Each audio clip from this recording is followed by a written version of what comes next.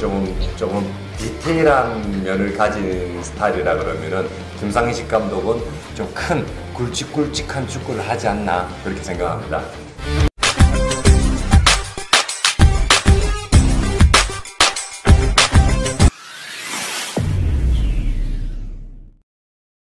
Assalamualaikum dan salam persaudaraan, salam sepak bola. Selamat bertemu kembali guys di channel Askalani Studio. Oke, malam ini Malaysia akan melawan Timor Leste ya.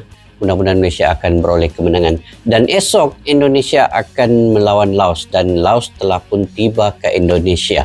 Jadi skuad Laos sampai melongo, tak percaya tiba di Indonesia. Stadion Manahan Solo pamerkan fasilitas.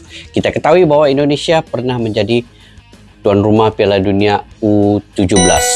Termasuklah stadion yang digunakan ini yaitu Stadion Manahan Solo yang digunakan oleh tim-tim besar ketika Piala Dunia U17 itu. Dan ini satu sejarah juga untuk timnas Indonesia. Apabila skuad Laos yang tiba ini dan melihat sendiri keadaan fasilitas di stadion ini begitu canggih sekali karena telah pun digunakan di Piala Dunia U17 baru-baru tahun kemarin ini guys. Jadi mudah-mudahan Indonesia juga akan memperolehi kemenangan dan mudah-mudahan Indonesia dapat memberikan yang terbaik di hadapan pendukung mereka sendiri, terutamanya pemain-pemain baru seperti Detan. Itu yang ditunggu-tunggu permainannya di Stadion Manahan Solo ini. Dan mudah-mudahan beliau akan diturunkan di starting 11 nanti. Dan kepada pemain-pemain yang sudah berpengalaman seperti Marcelino Ferdinand, Asnawi Mangku Alam, Rafael Struijk, Ferrari, itu mudah-mudahan mereka akan bermain dan tidak mengalami kecederaan ketika melawan Laos ini.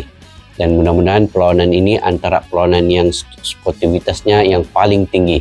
Dan layanan daripada rakyat Indonesia kepada Laos juga kita jangkakan akan lebih baik.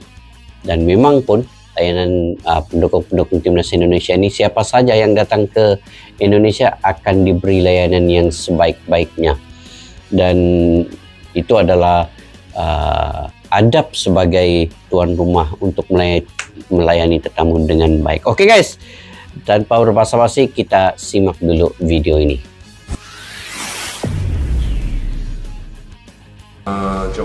조금 디테일한 면을 가진 스타일이라 그러면은 김상식 감독은 좀 큰 굵직굵직한 축구를 하지 않나 그렇게 생각합니다. Seperti yang kita tahu, pertandingan perdana ASEAN Mitsubishi Electric Cup sudah digelar sejak tanggal 8 Desember kemarin. Dalam tahap ini, timnas Indonesia berhasil merebut 3 poin perdana mereka. Di sisi lain, Laos sebagai lawan selanjutnya pasukan Sintayong harus rela dipermalukan di hadapan pendukung mereka sendiri atas Vietnam dengan skor telak 4-1. 4-1 Padahal Laos sendiri ya. sempat bermain bagus di babak pertama. Namun di babak kedua berhasil diambil alih oleh skuad The Golden Star Warriors.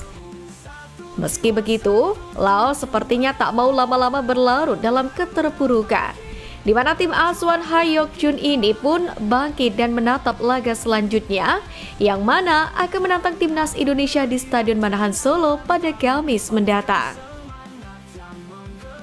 Laos sendiri diketahui sudah berangkat ke Indonesia pada Selasa 10 Desember pagi.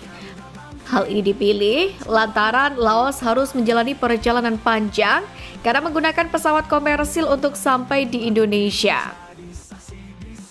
Laos sendiri akan lebih dulu transit ke Kuala Lumpur, baru akan melanjutkan perjalanan ke Yogyakarta, lalu melanjutkannya ke Solo. Sebenarnya perjalanan jauh ini pun juga dialami oleh timnas Indonesia dan tim tamu lainnya, yang mana harus menjalani perjalanan tambahan, mengingat timnas Indonesia biasanya menggunakan SUGBK yang berlokasi di Jakarta sebagai kali ini jauh kandangnya. sedikit di Manahan Namun Solo. kali ini harus bergeser ke Solo, Jawa Tengah, karena Stadion Manahan dipilih sebagai home base skuad Garuda.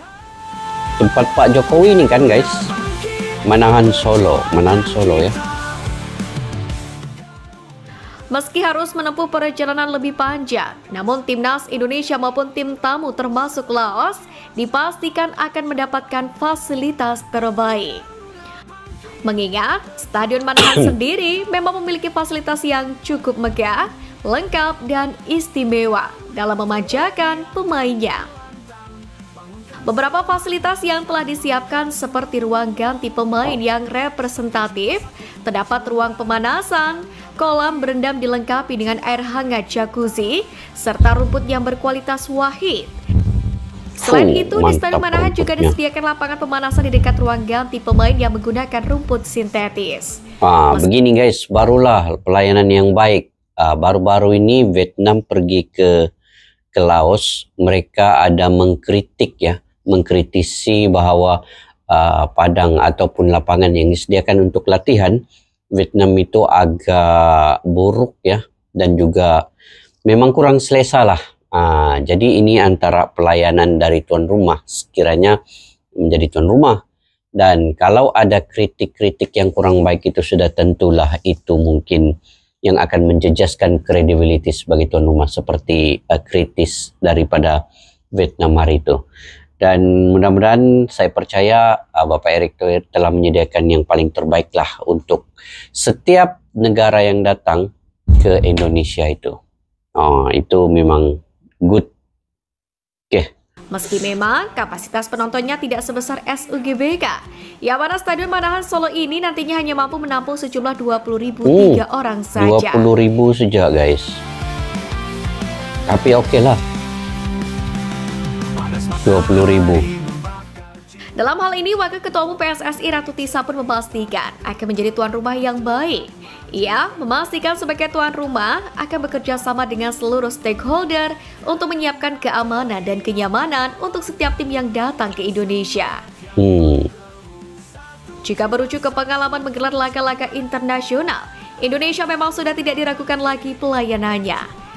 Terkini, Indonesia pernah menjadi tuan rumah Piala Dunia U17 2023 setelah menjadi pengganti Peru lantaran mengundurkan diri.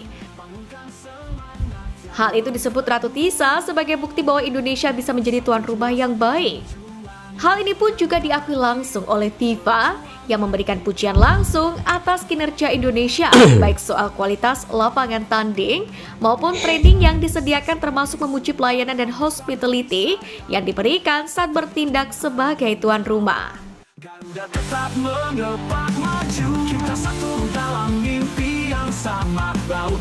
Cantiknya guys ya. Satu hal yang tak perlu diragukan lagi dari Indonesia selain fasilitas saat menjadi tuan rumah adalah keramahan orang-orangnya. Ini betul, keramahan baik itu orangnya. Mereka yang sedang bertugas, warga lokal, hingga supporter militan Garuda pun menunjukkan sikap keramah tamahan yang sudah diakui oleh banyak pihak. Terbaru, supporter timnas Indonesia mendapatkan pujian setinggi langit dari publik Jepang yang dinilai luar biasa dan menunjukkan tak seperti fans Bahrain dan juga Arab Saudi. Pujian ini datang saat supporter timnas Indonesia menunjukkan sikap suportif, tetap memberikan dukungan penuhnya dan tidak anarkis meski tim yang mereka bela telah dibombardir gol oleh Jepang kala itu. Telah dibombardir. Hal ini membuat publik Jepang takjub. Pujian setinggi langit pun dilontarkan untuk para fans timnas Indonesia yang hadir langsung di stadion.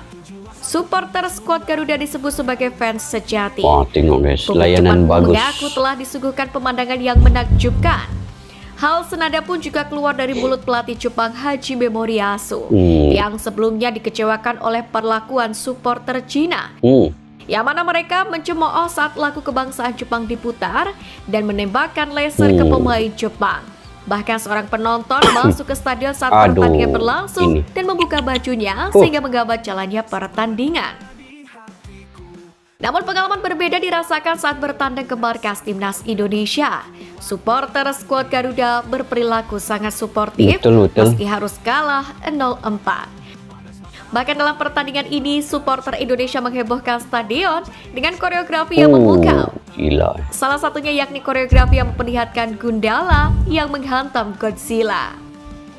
Garuda teriak dengan lantang, pegang semangat yang menggebu, satu jiwa satu. Meski timnas Indonesia seringkali mendapatkan perlakuan yang kurang menyenangkan saat menjalani laga tandang, baik dari supporter maupun tuan rumah. Namun saat ditunjuk sebagai tuan rumah atau sedang menjalani laga kandang, Indonesia selalu akan memberi yang terbaik. termasuk untuk laga kandang Piala AFF 2024 ini. Meski banyak kejadian unik seperti sepak bola tarkam hingga penampakan kursi kundangan. Oh ini. Aduh. Mengenai kursi kondangan ini memang bak menjadi khas di turnamen 2 tahunan tingkat ASEAN ini. Teranyar, media Tianpong menyoroti penggunaan kursi kondangan, ruang ganti pertandingan grup A Piala AFF 2024. Ruang gantinya begini sih ya guys, aduh. Ya, duel Laos versus Vietnam berlangsung di Stadion Nasional Laos pada Senin kemarin, yakni di Stadion Nasional Laos yang memiliki kapasitas 25.000 penonton, ternyata masih menggunakan kursi kundangan. Tak berhenti di situ saja, saat masuk ke ruang ganti, locker room stadion ini pun juga jauh dari kata modern. Apabila stadion-stadion modern pada umumnya menggunakan kursi yang menyatu dengan ruang penyimpanan barang-barang pemain, namun Stadion Nasional ini terlihat lebih sederhana. Tidak saja penampakan kursi kundangan, lemari penyimpanan pada kamar ganti pun juga terlihat sederhana. Tentu, penampakan seperti ini tidak akan terjadi dan ditemui di Stadion Manahan. Karena stadion kesayangan warga Solo ini telah memiliki fitur-fitur yang modern dan istimewa. Terlepas dari hal itu, tentu menjadi harapan seluruh pecinta sepak bola tanah air, Timnas Indonesia bisa bermain maksimal di hadapan pendukungnya sendiri, sehingga bisa mengamankan 3 poin untuk terus bisa bersaing di grup B Piala AFF 2024. Oke guys, itu antara yang terbaik lah yang disediakan oleh Timnas Indonesia, memberi layanan kepada tetamu tim siapa saja yang datang dengan baik sekali. Jadi ini mencerminkan bahwa sportivitas, perlakuan, keramahan rakyat Indonesia itu kepada tetamu sesiapa pun yang datang.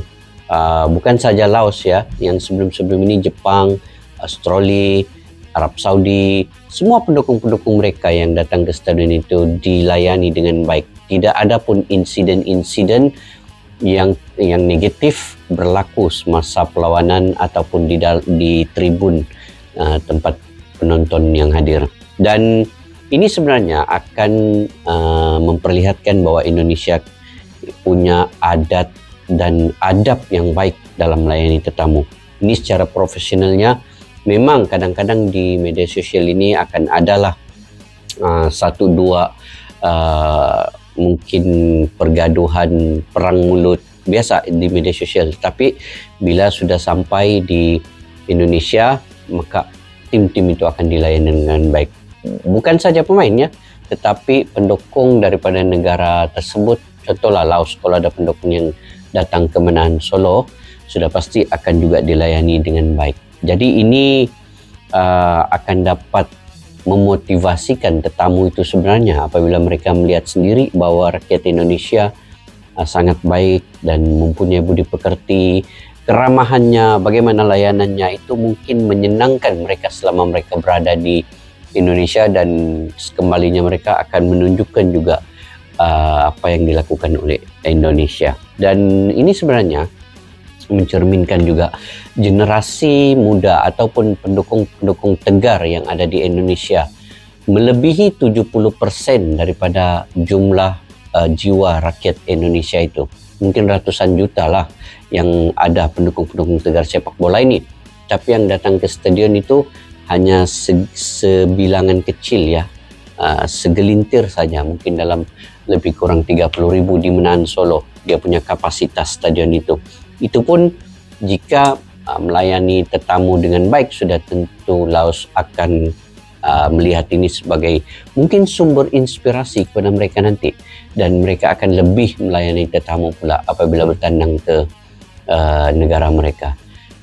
Sebelum ini kan Vietnam bertandang ke Laos, tetapi dengan lapangannya, dengan fasilitas yang ada di stadionnya tidak menampakkan bahwa mereka coba menyediakan yang terbaik kepada tetamu yang datang. Dan mudah-mudahan apabila mereka melihat Indonesia menyediakan seperti sedemikian dengan layanan yang paling terbaik, ini mungkin akan menjadi sumber inspirasi kepada mereka juga.